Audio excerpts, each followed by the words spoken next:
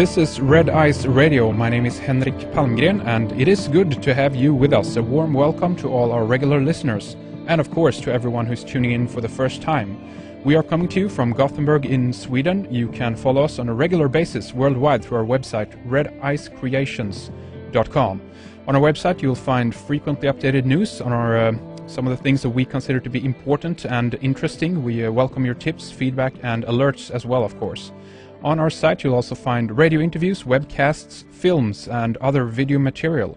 Check out our members area as well for full access to all of our information and material. We do interviews with researchers, authors, filmmakers on many different subject matters, information that we consider to be important, interesting, urgent, and intriguing. We're not afraid to go into unknown areas and where the information leads us. No topic is off limits as we search for answers, and the conclusions about the information presented on this program will leave up to you. It's the pursuit of truth that counts.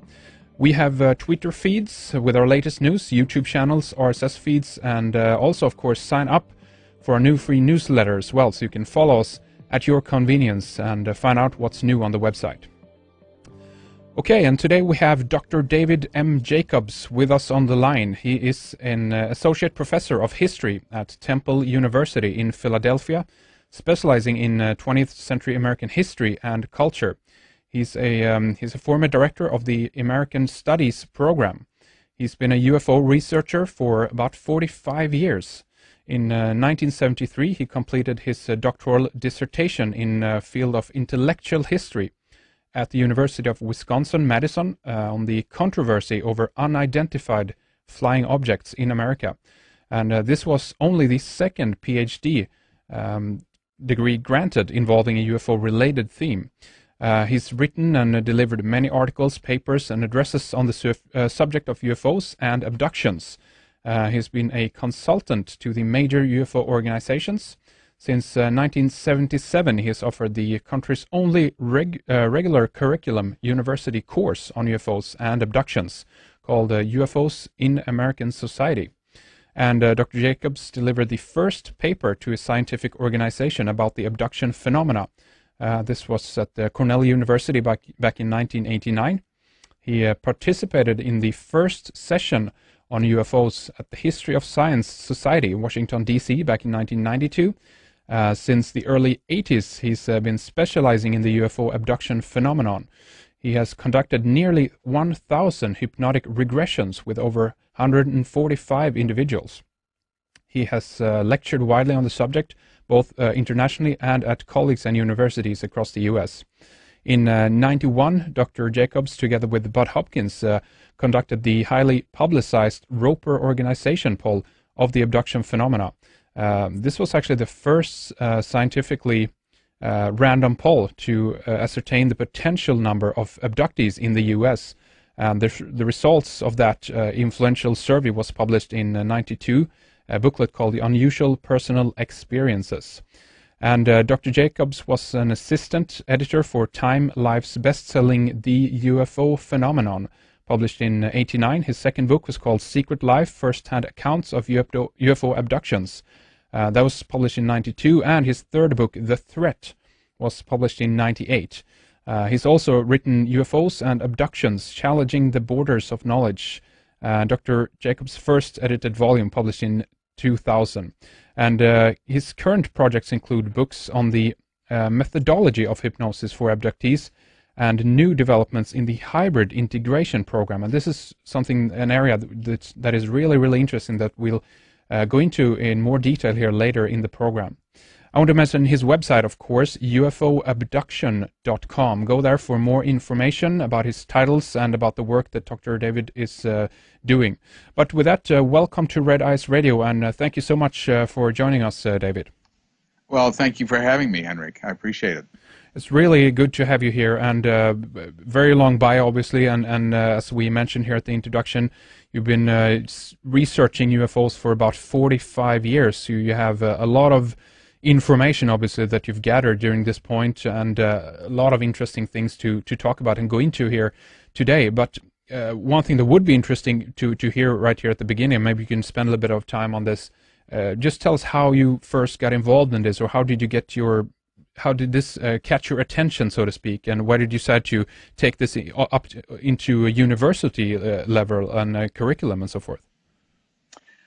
Well, I don't really know what got me interested in the subject. When I was an undergraduate student at the University of California in Los Angeles, I just sort of began to get interested in it for reasons that I don't fully understand, and I read a book about it, and I got more interested in it. It was more for rest and relaxation, you know, like people might read science fiction or mystery novels or something like that. And the more I read in it, the more I began to understand that this was just not a nonsense subject, that there was more to this than I had imagined. And I continued to do it. And by 1966, I was sort of captured by it, in a sense, and I was intrigued by it. And I remember once that I saw in the newspaper that a UFO convention was coming to Los Angeles, where I lived, and I was thrilled that something like that was going to go on. And so I took my wife and a couple of friends, and we all went down to this UFO convention, and there was sort of a mixed bag of people, shall we say. It was the good, the bad, the ugly. And we sat on the balcony and we heard a bunch of speeches and lectures and so forth. But then the main event came, and the main event was a full-color motion picture taken by someone of a UFO hovering relatively closely by, relatively close to the camera. And it was big, it was glorious, it was beautiful, it was spinning, it was silver, it was absolutely amazing.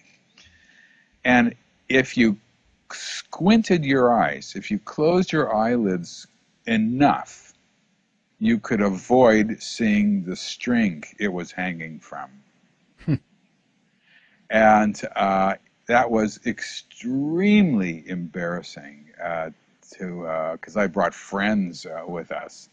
And at that point, I should have just said, to hell with all this. This is ridiculous. I've been duped, and I've been fooled, and gone about my business and had a normal life.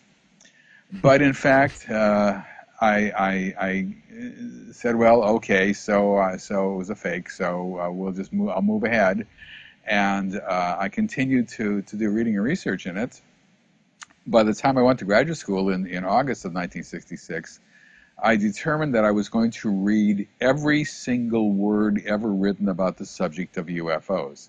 Now, in 1966, that was possible. That was something when you could actually do it. It wasn't an unattainable goal. It was something that could be done.